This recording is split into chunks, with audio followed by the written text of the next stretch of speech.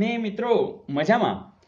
મિત્રો આપણે રિઝનિંગના જુદા જુદા સમ જોઈએ છે, એમાં ક્યારેક આવું પણ પૂછાયેલું કે જેમ કે એક શ્રેણી દેખાઈ રહી છે, એમાં 53 છે 2 વાર, પછી 40 છે 2 વાર, 27 ને 27. મિત્રો તમે આનો અર્થ એવો થાય કે અત્યારે આના પછી કદાચ પૂછી હશે તો બંને સમાન હશે. બીજી વાત, 53 માંથી 40 કેવી રીતે આવે છે? તમે તરત કહેશો 13 બાદ કરીએ છીએ. 40 માંથી 27 કેવી રીતના આવે છે? તો તમે એમાં પણ કહેશો 13 બાદ કરો છો એટલે. તો હવે આપણે એમ જ કામ કરી, 27 માંથી 13 બાદ કરી દઈ, જવાબ આવશે 14. તો આપણા આગળ રેડી છે.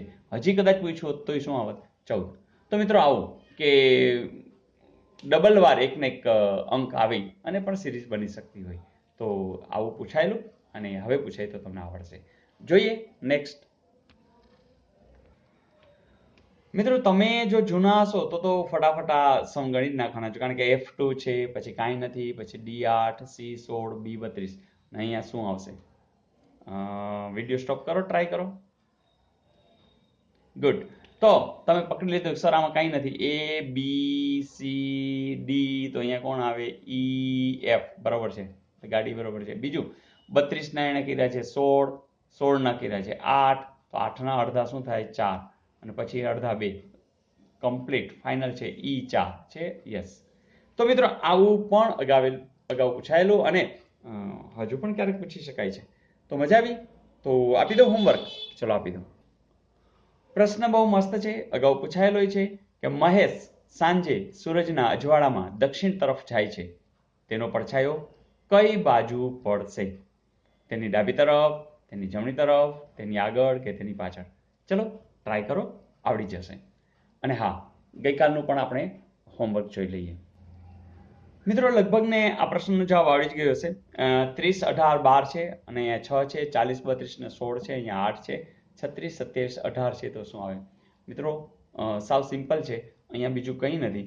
અહીંયા જે મૂકીએ છે એ ગુસા છે, અને તમે જોઈ લો 6 તેરી 18, 6 દુ 12, 6 પચા 30, હે ને, 8 પચા 40, 8 ચોક 32, 8 દુ 16. તો તમે તરત કહેશો કે સર આમાં 9 મૂકી દીધો. યસ, 9 ચોક 36, 9 તેરી 27, 9 દુ 18. તો જવાબ સાવ સાચો છે, જવાબ આવશે 9. તો મજા આવી દોસ્તો? તો બસ મિત્રો, મજા આવે તો બહુ સારી વાત છે, કારણ કે એ જ તમને મજાને લીધે જ તમે ખૂબ આગળ હશો.